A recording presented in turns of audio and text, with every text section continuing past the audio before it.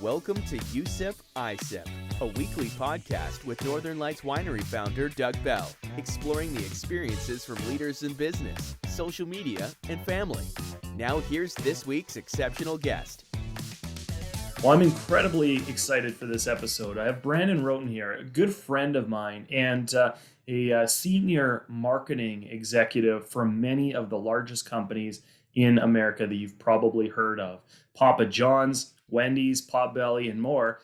I'm really excited to welcome you on the show. So thanks for coming in, Brandon. Appreciate you having me, Doug. Yeah. Well, we are, it's just about noon for you, a little bit earlier in the morning for me, but we've broken open the wine and I'm drinking Pink Night, which is our cranberry apple blend here. Nice, beautiful color, good aroma. So something light for the morning. You've got something a little heavier for the afternoon, I understand? Yeah, well, we're kind of into cabs. So this is Austin Hope. We love this stuff. Probably go through 2 or 3 cases a year of Austin Hope. So yeah, might as well start with the big, bold stuff, right? Absolutely. I'm going to be in Minneapolis in a couple of weeks. Probably I'll have to grab a bottle of that for myself as well. I don't know if I can get that one in Canada. It isn't fair that we can't share more of our products across the border, but maybe that's something we can change here in the future. I agree that we should be united by the wines we're drinking at noon, right? That's the great way to do it. Very true. All right, well, Brandon, let's jump into it. So I'm really excited to talk to you because you've got quite the journey that you've gone on. You've been in some very significant roles. You have a very analytical mind, but you also really understand consumer culture.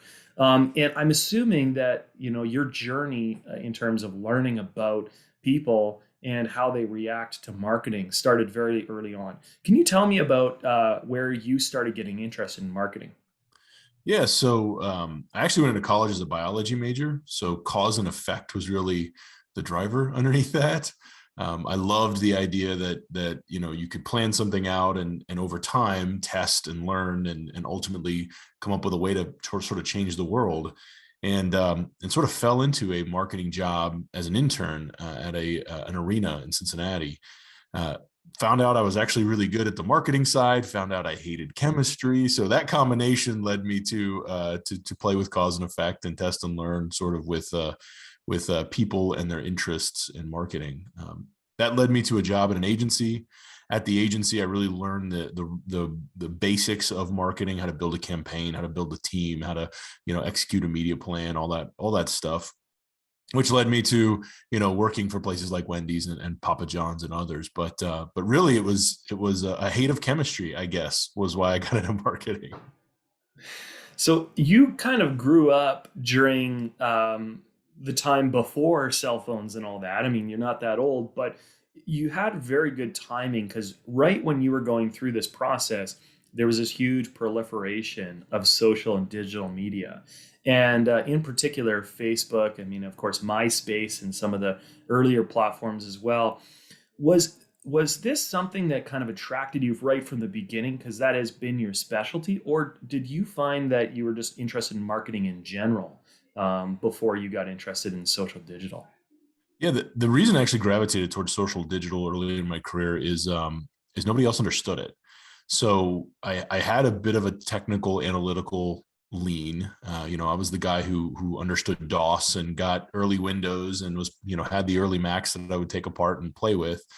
But nobody else understood it. So they were kind of looking to the younger folks on the team, me in my 20s at the time, for how to figure this stuff out. We had clients at the agency who needed it. So they were generally B2B clients and had heavy sort of penetration in places like forums and things like that in early days of social media. So we had a need. And then on top of that, I was the young guy who was willing to play. And that sort of was a great marriage. So ultimately, it was out of almost necessity for what the agency needed. And then I quickly learned not only were not a lot of people good at it from a marketing side, the opportunity for brand building was ridiculous because there just weren't major brands succeeding in the space. Television had been something that everyone was good at for decades at that point. People were good at it for decades. Nobody could figure out how to make a brand stand out in a place like Twitter or Facebook. So the bar was actually really low. So it was this combination of like this guy who's willing to play and the bar being super low and this need the agency had that led to it sort of working really well and really quickly. But I would not say though I'm a digital marketer at heart. I'm just a marketer. I think one of the huge values of people who right now are in their late 30s, early 40s, which that's where I fall, is we grew up right before digital was the only game in town. And so we actually understand traditional media. We understand how to actually build a plan that's agnostic to the media channel. And if you in your 60s right now, you probably don't understand digital. If you're in your 20s or early 30s, you probably really don't understand traditional. And there's this interesting group in the middle that we kind of get both. And as performance marketing wanes, like it has recently because of iOS 14 and all this, we still have other routes we can go. As places like TikTok emerge and it seems new and scary to people who are comfortable with Facebook, well, we've seen this before. This happens all the time. So we know how to play there too. So long story short, I would call myself a normal marketer, not necessarily a digital marketer. I just happen to get good at digital because nobody else was very good at it. That's really interesting that you say that, because I certainly remember the early part of my career where I was going through the media landscape, and I was trying to decide how much of the budget to allocate to newspapers, how much I was going to allocate to television, how much I was going to allocate to radio, and that was it. But at that time, it was very different because you could basically go to your sales rep and say, "This is what I want," and they would take care of both the distribution and the creative.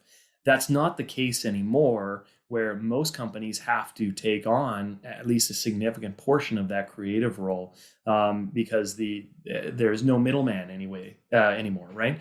How did you kind of start to develop your profile as you were building within the agency life? Yeah, so it is true that it did change a bit, but the things always come back, right? Today, if you want to build an ad with TikTok, they will build it for you.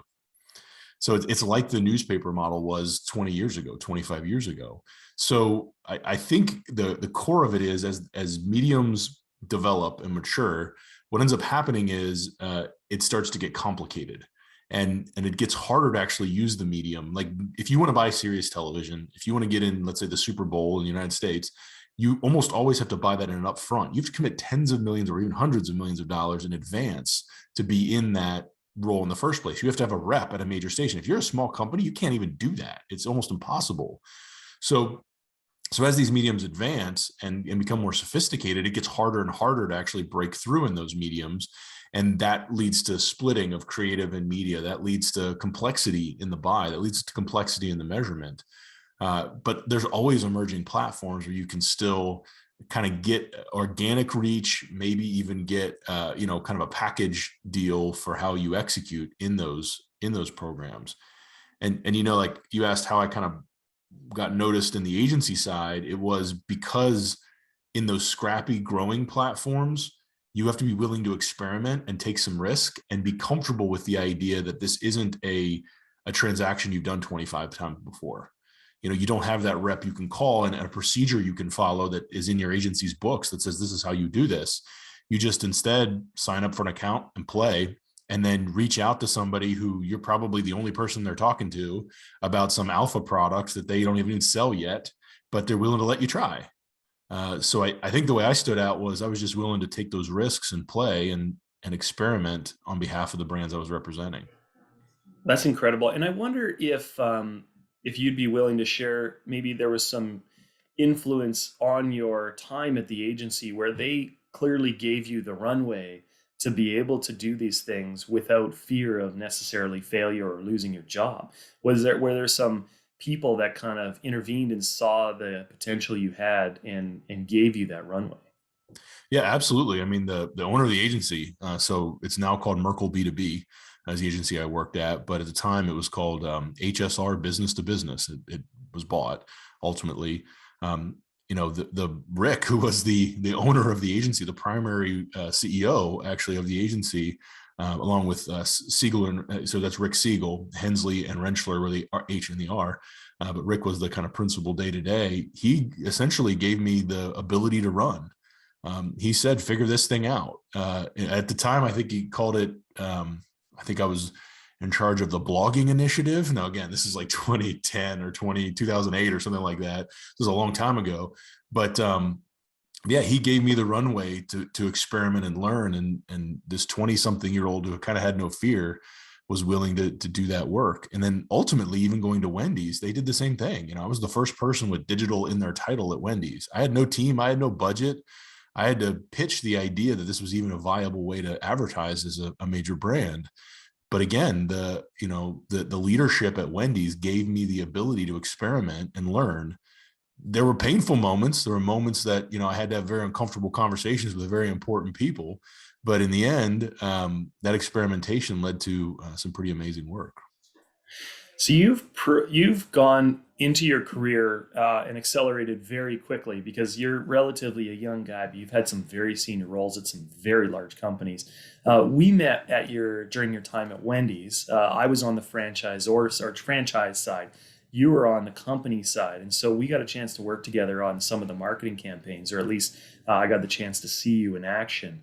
Now, during that time, Wendy's exploded quite a bit. What got you into Wendy's? What was your process in getting involved there? And then how did you take that and build your team and try and enforce those methodologies that you're talking about in terms of the focus on digital when everybody else was 100% focused on traditional? Yeah, so a recruiter at Wendy's found me. I'm told the backstory I'm told is somebody knew somebody, in the executive leadership kind of area, and that turned them on to me, but I'm not really sure. I just know I got a call from a recruiter that said, "Hey, we know you're doing this work for some brands, and we're looking to build out digital marketing as a function here. We don't have anyone. We're very good at traditional media. We've got a significant spend here, but we need some help." I came up and met with the Wendy's team, and initially actually wasn't interested in the job, just because at the time, and you remember this very well, this was 2011, the brand was on like year 10 of traffic decline. It was in kind of rough shape. There were some regions that were doing great, but especially in the United States, there were regions that were suffering. It just split from Arby's. And I think Wendy's was quoted saying essentially, "We've lost our mojo as a brand" at that time. So initially I wasn't interested in taking the job, even though, huge company, where's the beef? There's all kinds of cool stuff here. But they kept pursuing and persisting. And so I finally said, okay, I'll do this. Started with no people and no budget. I was the only one in the organization with digital in their title. I worked under the media team. And I basically had to make the case that it's worth testing these digital platforms in order to see if we could actually differentiate. That led to us doing a lot of work on what the brand positioning was, which led to the voice and social platforms that ultimately, got a lot of attention. That led to us hiring out a digital marketing team. And then sort of as the successes began to come in, and it was pretty quick, this was a function of maybe a year, they started giving me more stuff to do. So you probably remember this, I came in as a digital marketing director, I think, and I was there about 6 years. And by the end of that run, I was running all advertising. So quickly, I think the organization realized that investing more holistically in media was much more meaningful, and that hiring based on what we needed to focus on versus traditional roles in marketing was much more influential. And one of the most proud things I have in my career, in my life, is they're still killing it. This team is still doing awesome there, especially in digital and social. So I feel like the process that I was a part of continues to this day, and the success is still continuing to this day, which is good for everybody. So yeah, it started really slow, and as I got wins, they gave me more stuff to do, basically. That's awesome. And brand voice is so critical, and I think it's not necessarily understood from a consumer level. Those who are hearing the ads, they just assume these things are naturally coming. And one of our previous guests on the show said, you plan, and then you try and act like you didn't plan, right? So you try and make it look as natural as possible, as if it's a conversation like we're having here today. Now, in particular, Wendy's Twitter has an incredible reputation for brand voice and for being very cheeky and funny. And you can look online and see all of the different tweets and replies and stuff that they've done over the time. What was the process like when you were building out that voice and creating the team that was going to do this and create such noise on that level? Well, very early days, we started to work on what does this brand, how is the positioning of this brand actually going to come to life? We made the decision that this was going to be a challenger brand, like it was back in the day of Where's the Beef and Dave Thomas on television. And that led us to a debate, a discussion about, well, where do you challenge other brands in 2012-ish? So how do you actually execute a challenge in a place where anyone can buy media, anyone can say anything they want on television now? So what's the best place to actually do that? That led to some experimentation with our digital partner, a digital agency that I'd brought on. And ultimately we hired an individual who sounded like what I imagined the brand might sound like if it was a challenger and had a logo of a young girl and was a little sassy and willing to push other brands. We hired a person whose job was to sound like that. She did an excellent job sounding like that. And then the agency brought on others that sounded like that. So we kind of started with what we wanted the voice to be from a personality standpoint. And then we hired people that naturally sounded like that voice. And that led to, this team now today is a whole team that's executing against this stuff. So yeah, I would say it is a thoughtful thing. And, the example you gave of someone telling you, you don't act like, you planned it once you're executing it. I think the magic there is finding the right creatives, the right talent, the right group of people that it's effortless for them. They don't have to work hard to do it because they just sound that way, or that's what they all understand the voice and they can actually put it in the world without trying very hard. Especially if you're trying to do real-time communication in a social platform, you have to be sure that you're clear on what the voice is and make sure you have the right people to execute against it. That's really interesting, and I mean, I certainly hadn't thought of that before, but it makes total sense when you're trying to sound like something. If you can just find the right people that already sound like that, then a lot of that goes away. Does that ever go wrong? Like, was there some opportunities where you saw some tweets go out and you're like, whoa, whoa, whoa, this doesn't sound like us? And how do you keep your finger on the pulse on what should be in there and what shouldn't be in there? Yeah, absolutely. I mean, the team at Wendy's, they still do it today, I'm sure. The team at Wendy's is very good, but everyone makes mistakes, right? And I had some really tough conversations with people at the agency internally. We had to make some changes sometimes. I had to fight to keep people sometimes because once in a while something would happen and people questioned it, whether it was the right thing to do. And you got to remember the context too, because you go back to the early 2010s, brands didn't sound like this in social media or really at all. They just sounded like brands. They sounded like corporations versus like people. So I think the big breakthrough that we were a part of, others did it as well, so it wasn't just Wendy's, was trying to sound more like a human being and like there's a real person behind a keyboard on, representing a brand.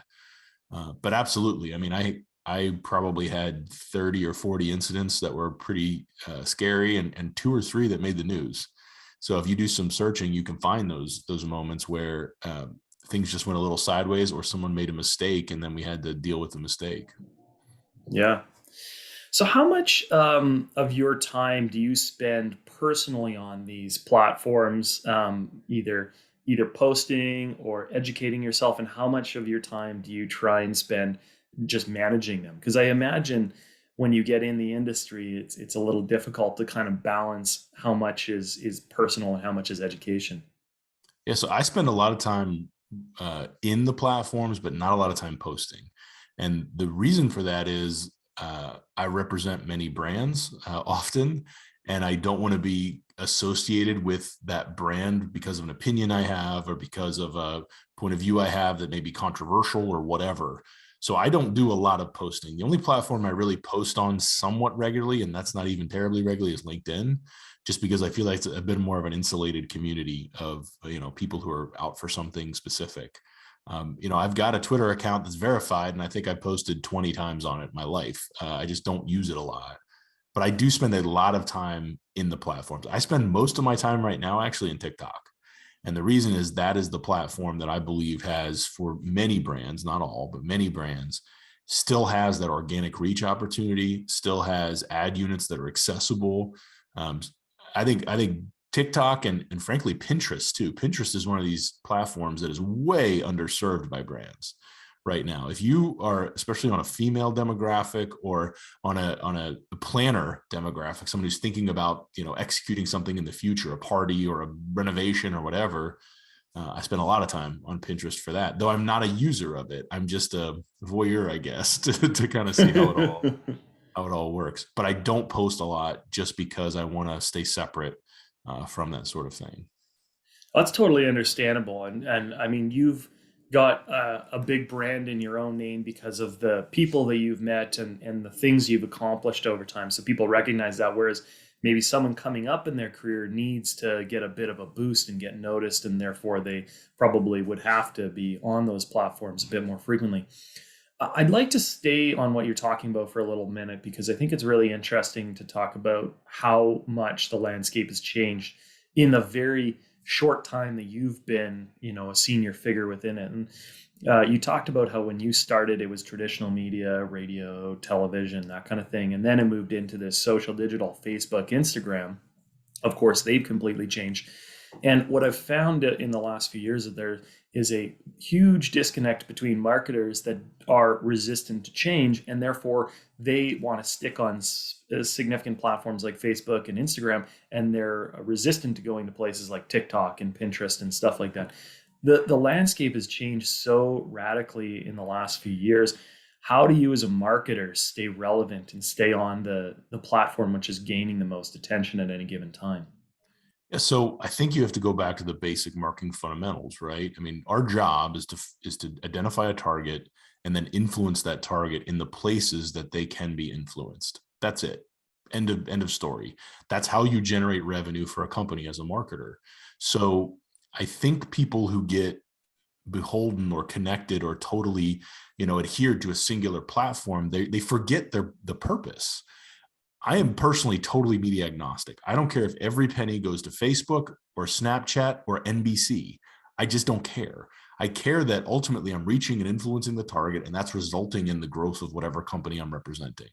I care that I'm improving the position of the brand in the mind of the target, and ultimately, getting more business from the target.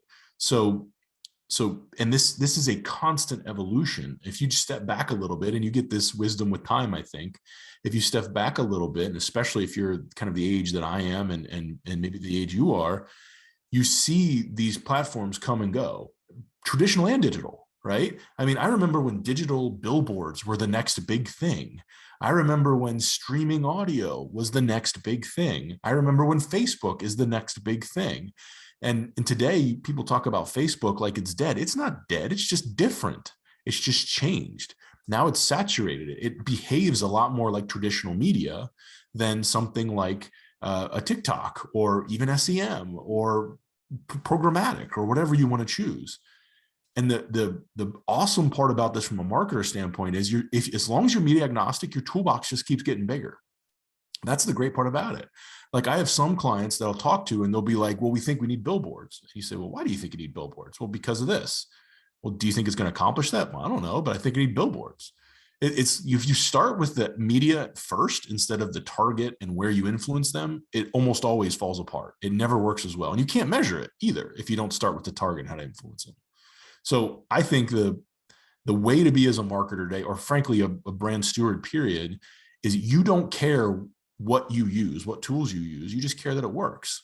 So you have to be aware of almost all the tools and at least comfortable enough with them to understand what they're good at and who they reach, and then experiment and figure out if your brand's appropriate for those spots. And it's a shame to me when someone becomes irrelevant because they're stuck on a particular platform. TV is not irrelevant. It's important for certain things. So's Facebook, so's TikTok, so's Twitter. And it drives me nuts when someone, lives or dies by a platform. It makes no sense. I think that's true. And for a lot of marketers, we talk about our role to get the most possible attention for the least amount of cost. However, it doesn't matter if you reach a lot of people if they're not interested in what you're saying, right? And I think that's what you're trying to tell us. And what are the processes or the steps that you take to really try and identify your customer before you get into this market in whatever platform you choose? Yeah, I mean, the basic process I go through is first figure out who the target should be based on the market opportunity, what you sell, what their needs are, what needs you can meet. So clearly identify this is who I want to reach. And it's not necessarily demographic, oftentimes it's psychographic. So this person has this needs, this wants, this conditions in their world that they need essentially a brand like yours to meet. At that point, you then determine where that person makes their decisions. So, a very specific example: you go to Papa John's. Papa John's, almost everybody buys pizza, but the truth is not everybody buys pizza. It's a need thing. It's like it's Friday night and I don't want to make dinner, or Thursday night and I don't want to make dinner, or it's a last minute. It's kind of the checkout line at a grocery store where you're grabbing candy kind of moment. For a lot of people, it's a last minute decision.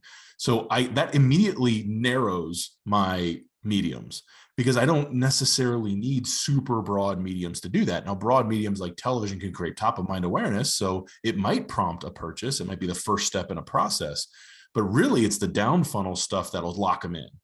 So if I can be in search, for example, when someone is actively saying, I don't know what to have for dinner on a social network, or I can be on Google and on AdWords when someone's actively digging around for the Little Caesars or whatever website, then I might be able to actually conquest that transaction and get it. So you got to start with who you're trying to target, what are their needs, and then narrow down what are the possible platforms to actually interact with them. And then you got to realize that people aren't as simple as people give them credit. People make decisions over time based on a lot of touch points. So then you got to do a lot of experimentation on what's the right process of marketing. Do I need a television ad to create top of mind awareness? And then do I need some sort of conversion last minute touch to ensure they actually buy from me? Or do I need an email trail somewhere in the middle to convince them that something is new, worth trying? Or do I need whatever? Yeah, it starts with just clearly identifying your target, their needs, how they behave, how they make decisions.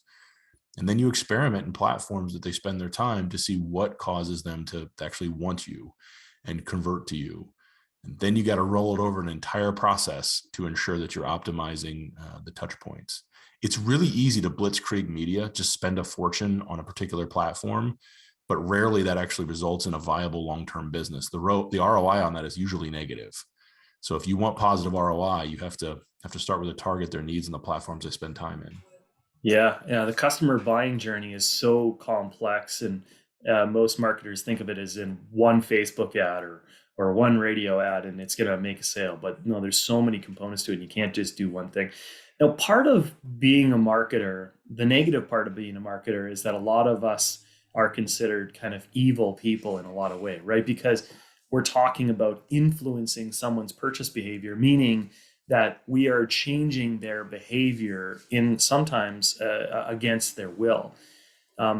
How you are a great guy and you have done a lot of good things. How do you balance that morality of marketing with the need to sell products for a brand, for a product or service?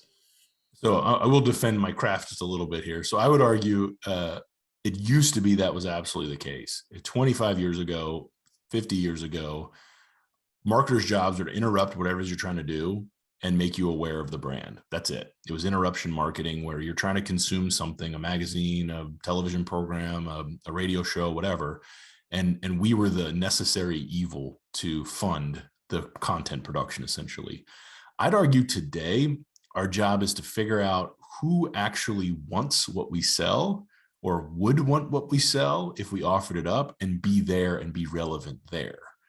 So I think the development of media over the last couple of decades has led to, if you care about fountain pens, I can find you.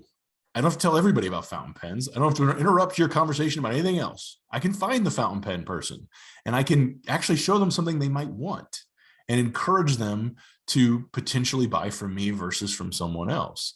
Name the niche. Doesn't matter the niche. It's as broad as cheeseburgers. It really is. If you're vegan, I can purposefully not advertise to you today if I want to. I'm not going to convince a vegan to buy a cheeseburger. That doesn't win for me, and it doesn't win for the vegan. So why not actually use mediums that allow some control and actually serve something up to people that they actually would benefit from in some way? So I'd argue modern media has eliminated a bit of that. I also think as an advertiser, if you can actually add value, if you can give somebody something entertaining or interesting, that's a huge plus. People will watch ads when they're good. People don't follow Wendy's social presence because it's about cheeseburgers. They follow it because it's interesting. So I would argue the Wendy's social presence today that I have nothing to do with now is interesting. It's worth following. It's worth actually seeing a news report about because it's fun. It's interesting. It's engaging. So I think one, media lets us not be interruptive, which is kind of jerky. And two, if you just make good stuff, people are much more likely to, I wouldn't say forgive, but actually participate even in the advertising process. Yeah, that is very interesting. It's true that one-to-one marketing nowadays is so critical, and what we've seen certainly with our own brand and Wendy's and other brands is that they used to be large faceless corporations where if you're touching them on a TikTok platform or on Facebook, especially like TikTok nowadays, because they run their algorithm based on an interest graph, right? So you are looking at sending out a message, and TikTok will actually do the work for you.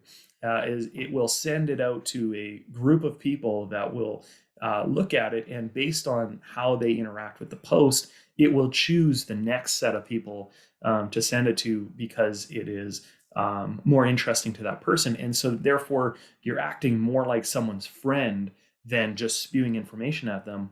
You're actually adding value to their feed and to their day versus interrupting them. Was there like a first, because that's one of the things you do really well. Was there like a first poster or a few notable things that you did that you're really proud of that you felt brought a ton of value to the consumer and to the brands that you worked with? Yeah, I mean, early day Wendy's, we had a few back and forths with brands like Burger King that that broke the mold for how brands interact. And I vividly remember, articles being written about it in major publications, and half were good, half were bad, half were like Wendy's is ruining corporate reputations, and social media was one half. The other half was, oh my God, this is different and interesting. And we weren't the only ones doing it. Others were doing it as well. I just think we were ones with serious scale and we're a little more conservative. So our tendency wouldn't be to do that sort of thing. But yeah, the early back and forth with folks like Burger King were pretty amazing. I can't remember a particular, conversation or tweet or whatever off the top of my head, but I vividly remember the fact that at the time, branded tweets didn't get headlines. They just didn't really. Unless it was like a news release, and it was really the news that made the headline. But they just didn't. And the fact that got attention was really cool. Even before we got into major social platforms, one of the big things that kind of broke through, and this was probably 2011 or 2012, very early days, was during the pink slime scare. I don't know if you remember this, when Jamie Oliver came out with the idea that, brands were using processed meats that had ammonia and other terrible things in it. And I vividly remember, having a conversation with the leadership team about that. And I was, just a young guy who, again, was kind of bold and willing to take risks. And there was a worry that the brand would get pulled into this controversy. And I remember asking, sitting at a table with all these C-suite folks, well, do we do this? And I didn't think we did, but I wanted to hear it. And no, never have, never will. So I Googled it sitting in the room, pulled up, I think it was Yahoo Answers, and actually typed into an answer, because there was a chain of people asking the question, does Wendy's use this? And my answer was never have, never will. I quoted the person in the room, but I actually put my name on it. I put Brandon, director of digital at Wendy's. And that was used on the news that night. So like our official response was the thing I put on Yahoo Answers sitting in a boardroom in 2 seconds. And that was kind of a breakthrough moment where I think a lot of folks in the organization realized there's power here. We can actually use this as a thing for good for the brand, and a tool for transparency if we choose to. Because if you were to send out a press release on this, people don't necessarily believe it. But for some reason, they believed Brandon, director of digital, who put it up on Yahoo Answers. So yeah, there were a bunch of moments where it really felt like this is something, and that led us again to that test and learn sort of methodology of investing further in it. So you've interacted with some pretty powerful people over your career. Is there some notable influences that you've had that you really respected and created more scenarios for you that you were able to succeed? So you talked about your first boss there at the agency, but how about at the next level? Because you've now been a part of some major companies that are on the stock exchange and whatnot. Yeah. I mean, absolutely. First of all, I don't think I've ever had a bad boss, which is, nobody can say that. Which is, it's kind of cool that, Emil Brolick at Wendy's, the CEO of Wendy's, is an absolute mastermind of brand building and thinking about how an organization should be built. I had a few CMOs while I was at Wendy's, but ultimately I learned something from every single one that furthered my ability to be a more effective marketer. Even at my last stop, Alan Johnson, who was the CEO of Potbelly, he took on a really tough task. We had to rework the menu. We had to rework the pricing. We had to do a lot that was very tough.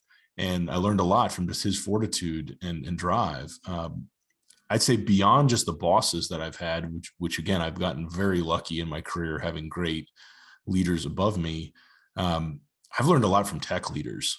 And I got lucky that I joined Wendy's and Papa John's and others at a time when this was all growing. But I know people who are really high up at Facebook and Instagram and Twitter and Google, and you name these organizations. And while they are certainly not perfect as organizations, their ability to innovate is unreal. I mean, you probably remember I would take franchisees out to California. At many of the stops I had, I would take groups out and we call it our West Coast tour almost every year. We'd go to some of these offices like Apple's office or Google's office or Facebook's or whatever. And I know every time I went, I learned something, and I saw franchisees' eyes just light up like, wow, you guys are thinking this way. You're thinking about HR this way. You're thinking about structuring your business this way. You're thinking about measurement this way. While the shine is a little off now because they're mature businesses, I have learned so much just about innovation and testing and taking risks from these guys that I can't ever repay. It's the best MBA someone could ever ask for to have exposure to this sort of thing. You have worked with some very interesting people in organizations like Wendy's. Their establishment is very solidified, so it's very hard to make changes to large organizations. You've been part of some very successful organizations. You've also had to make some significant changes.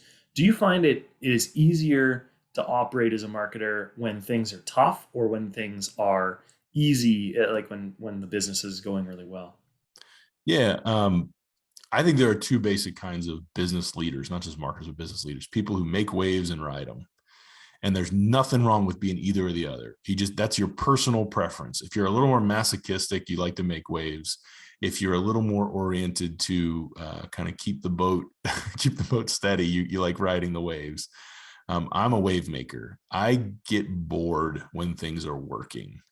And I don't know where that comes from. I don't know what that has to do, but I like to try to fix things. I can't always do it. So I can't say that I'm always, successful at fixing things, but I like making changes. I like, and not for the sake of change, but because I like that test and learn process.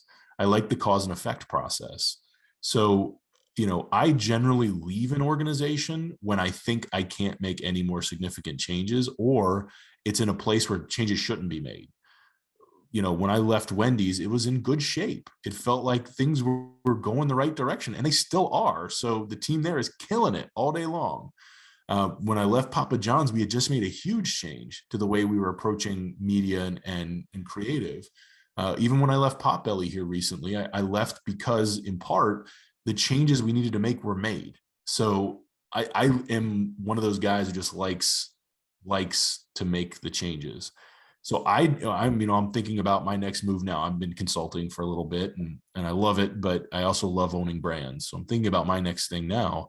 And I've said no to 24 things. And in almost every case, it's because I didn't think the business situation or the culture was right for what I do. And that is come in and usually shift the organization towards a more modern marketing, media, creative approach.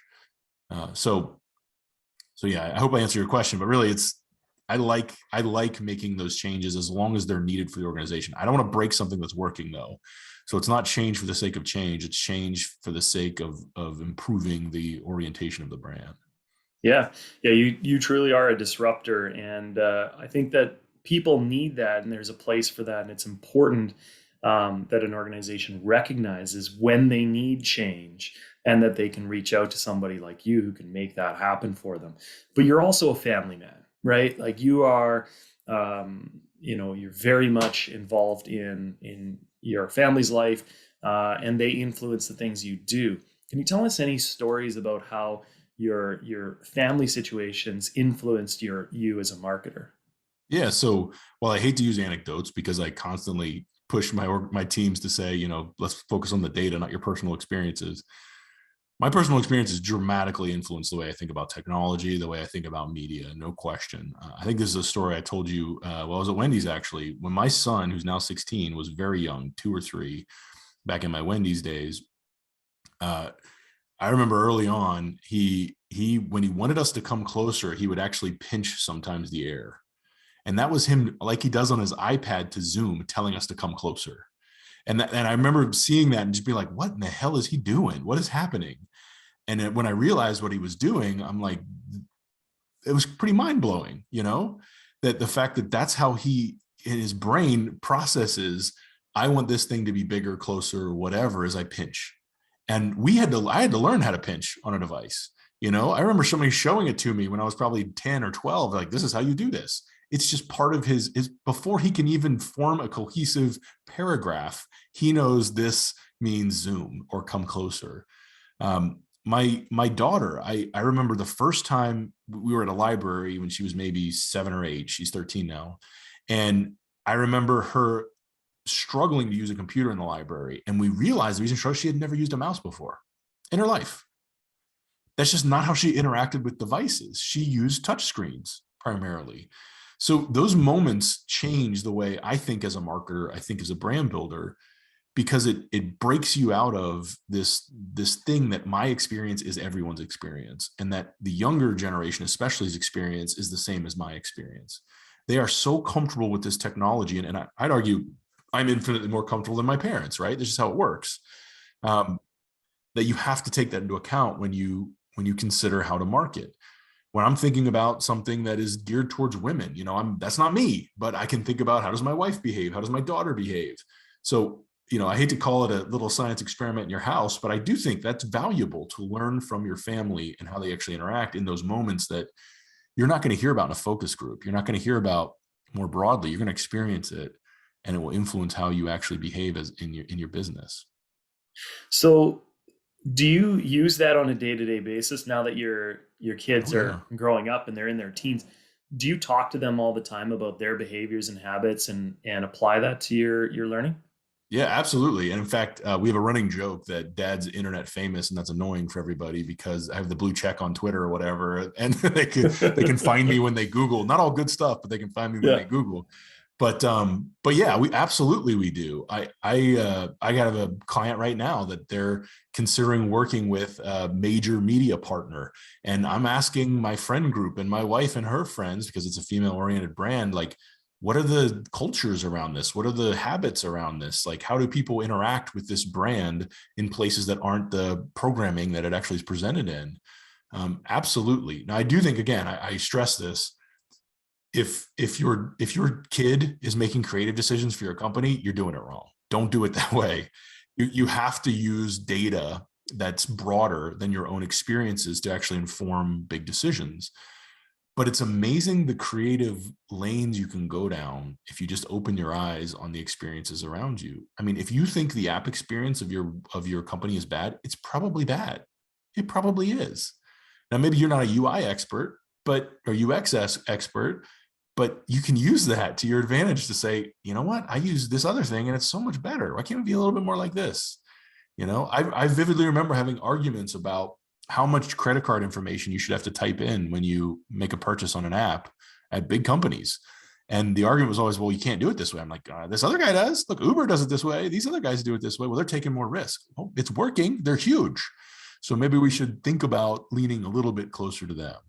So yeah, my family are test bunnies all the time, sometimes to their chagrin. But what are you going to do? It's important though, and also I think when you can involve them in your passion, which is marketing, they probably appreciate that approach too because they feel like they're involved in what you are doing. You clearly love marketing to a great degree. So how do you have to take a step back every once in a while to say, hey family, we're just going to put our phones down for a bit, or how do you kind of decompress from all the stuff that's going on all the time? Yeah, I mean, I turn off tech almost every day about 7 or 8 o'clock at night and just shut it down. We have some specific rules for our kids where, basically until the room's clean and everything's perfect, you don't get your phone. It gets kind of turned in as you walk in the door from school and you have to take care of everything. Yeah, I do think you have to disconnect a bit. And I would say that's just true, period. It's not just tech. I'm a relatively introverted person normally, actually. So I just need to shut down and stare at a wall every once in a while. And I think if you don't give yourself that luxury, you're going to burn out. So yeah, we turn off the devices at a certain time and try to limit exposure a bit. I don't think though the burnout is as pronounced as people sometimes make it out to be. I think if you have some self-control, it's like watching television, right? You look at the stats, boomers watch something like 70, 80 hours a week of television. Oh my God. Oh my God. And, you can say, well, they're spending 50 hours a week on their phone. Well, they're not on 70 hours a week on TV though. They're spending 3 hours a week on television and 60 hours a week on their phone. What's the difference? At least the phone is you're not watching 400 hours of ads for God knows what while you're doing it. So yeah, I do think you need to control that stuff in order to actually keep your senses. Yeah, I always believe as well that that social media amplifies what's already going on in the world, right? So there is a lot of demonization of social media, but remember when we grew up, there's demonization of video games, right? And we talked about how your parents would tell you to get the hell outside and stop looking at that screen all day, and now you're finding that video games don't seem to have that connotation, mostly because the people who are playing them now are a bit older. Maybe the parents can't tell them to go outside anymore. But it really is an amplification of human traits that are already ingrained in us. And part of that, of course, is the Instagram snapshot of the best part of their life. And so there's, maybe a little bit of understandable demonization because people aren't telling the whole story. And then part of it is also the ability for people to communicate on a scale that has never been seen before. We used to have to do it one-to-one on the phone. Well, now we can send a tweet out of our meal and tell everybody how great the steak was at that local restaurant, right? It's very different now. Yep, I think you're totally right, and ultimately, it is a parent's responsibility to put some controls on that. But people are they're gonna find the information regardless, and they're gonna figure a way around some of those controls. So you have to do your best to try to have a well-rounded human being in front of you, not just someone that you're taking away their device every once in a while. Yeah. So if you had a crystal ball and you were fast forwarding 10 years, 20 years in the future, what do you see for the next wave of social digital, or is there something new coming down that marketers should be thinking about?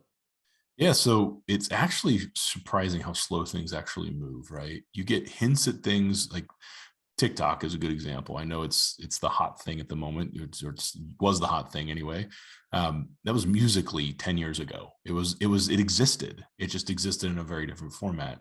So I think we're constantly getting hints of what's coming, and there are a lot of kind of false moves in certain directions where the technology really doesn't, find its footing just because it hasn't figured out what the real consumer need is. The thing you hear everybody talking about right now is virtual things, goods, things like NFTs, things like metaverse, areas that are virtual kind of realities of this stuff. But this stuff's been around forever. I mean, Second Life was a thing 15 years ago, 12 years ago. I do think there's utility in some of that, though. So I imagine at some point, the best of that, the things that people actually find value in, will come through. Like, let's use NFTs as an example. Web3 is the next evolution. It's got to be, because of blockchain, because of ownership, because of the fundamental things that Web3 gives you that Web2 and 1 don't. But I don't know that buying a Bored Ape is the manifestation of that. I don't know what it is yet. But if I think through the things that in my life I wish I had a more rich experience with, I'm sitting in this house, very expensive home, biggest investment I have. I've got a single piece of paper that gives me ownership of this house. That's it. I don't have anything deeper than that. I don't have anything. And if it burns up, it burns up. It's gone. I have to figure out a way to make it happen again to get a copy of that deed or whatever. It feels like there are big things that you connect with and own that you need. Like if for example, and this is a stupid example, so take it for what it is. If instead of a deed, I was given an NFT that has all the programs of my house, the architectural layout, the piping, how the irrigation system works, the manuals for all the equipment that came in it. That's actually useful utility. If I had a single thing that I had ownership of and it was on a blockchain, so I can't lose it, I can't break it, I can't whatever, and it's got everything I need baked into it, that if my house burned up today, I could hand somebody that thing and they could rebuild my entire world, every item in it, the insurance information on my wife's wedding ring and my watch and the whatever. That's useful. And if I own it all and it's all connected, so I don't need to go find the receipt for my wife's ring if a diamond falls out because it's in this thing that is my ownership, whatever, that's useful and it's protected. So I think people will discover the utility of Web3 and ultimately the virtual goods in Web3 in a much more tangible way than buying an icon for their Twitter feed. And I think that's the next big thing. I just don't know what the hell it's going to look like yet. I don't think it's going to be us putting on headsets and talking to avatars of ourselves. I just don't. That's not interesting to me. But maybe I'm totally wrong. Who the hell knows? So as a marketer, I'm trying to think about, well, what does that mean? So if I was working at a giant real estate company, how would I think about the virtual world? If I was working at a luxury goods maker, how would I think about that? If I'm trying to impart to you the value that's deeper than just price and a brand name, how do I express that through something much more interactive, ownership-based, permanent? So there's something there. I don't know what the hell it means. Honestly, there's going to be 10 things between there and now that just looks like a different version of TikTok. But in the meantime, I think that's the huge thing that people are going to be on in 10 years. Yeah, timing is everything in marketing as well, because you have these opportunities that come forward and there's always too many opportunities to capture every one. And so if you're too early, you don't make it. If you're too late, it's much more expensive or much more difficult. But if you can hit it at the right time, that can really give you as a company a huge leap forward. And just for anyone listening who aren't aware of, an NFT is a non-fungible token, which essentially is a contract or a ledger. So it's a record on the blockchain of a contract, which provides you ownership of something and can provide a lot of information within it, such as, to your point, manuals to your irrigation and everything that would come with the house. So it'd be really interesting to see how that develops over the next few years, and when is the right time to jump in, and what is it going to be used for? What is the use case that is most useful to society, if that is indeed going to be the next thing? So I think that's really interesting. Brendan, as you are on the outside of all these brands right now, of course, you're working with several. Who are some of the ones that you really look to as the leaders in the industry that are doing the best job right now? Yeah. So am a bit of a marketing nerd, so I tend to collect paraphernalia from brands that I love and participate with those brands. The car I drive is because I love the brand. The watch I wear is because I love the brand. That's just how I think. It's much less about my personal preference and more about, does it do something for marketing? I think there's a few companies doing really cool niche-y things.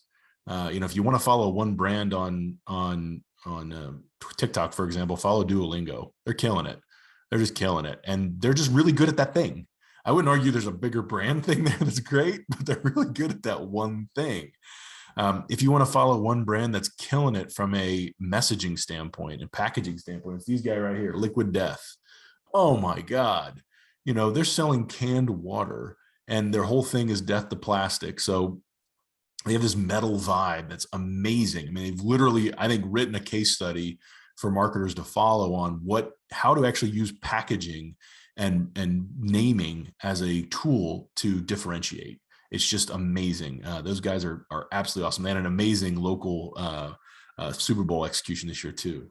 Here's another one right here, Savannah Bananas. If you don't follow the Savannah Bananas baseball team, you need to.